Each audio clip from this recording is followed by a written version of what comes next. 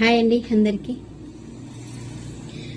అయితే మన కన్నీళ్ళు ఎప్పుడు వస్తాయి అంటే అర్థం కాని వయసులు అంటే మన చిన్న వయసు, ఆ వయసు మనకు ఈ వయసు ఇంత ఉంటుంది, ఈ వయసులో ఏమి కావాలని అసలు ఆ వయసుకు మనకు అసలు అర్థమే తెలియదండి.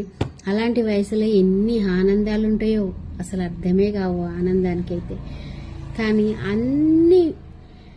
అన్ని విషయాలు అర్థమయ్యాయి అంటే ఆ వయసు, మన వయసు, అర్థం చేసుకున్న వయసు వచ్చినప్పుడు మాత్రం ఏమీ అర్థం కావు, కన్నీళ్ళు తప్ప.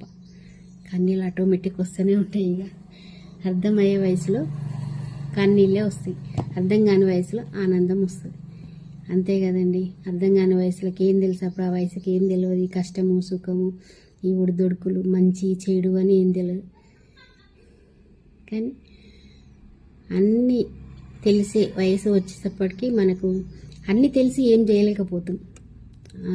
అర్థం చేసుకున్న వయసు ఉన్నా కానీ మనం దాన్ని ఏం చేయలేకపోతాం, ఎలాంటి కష్ట సుఖం పూడ్చుకోలేకపోతాం.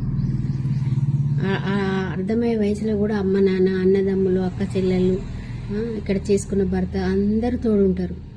కానీ ఎవరు ఏం చేయలేరు. ఎందుకంటే అది ఆ కష్టాలు కొన్ని చెప్పుకొని ఉంటాయి, కొన్ని చెప్పుకునేటివి కూడా ఉంటాయి.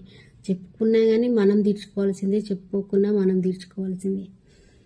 ఆ వయసు మనకు అన్ని అర్థమయ్యే వయసులో కూడా కన్నీళ్ళు అయితే తప్పు. అర్థం కాని వయసు అంటే ఇంకా మనకి తెలియకుండానే ఆనందాలు. అది అయ్యో ఈ వయసులో ఆనందం ఉంటుందా అని తెలియదు మనకు, కానీ ఆనందిస్తాం. అర్థమైన వయసులో మాత్రం ఆనందించాం.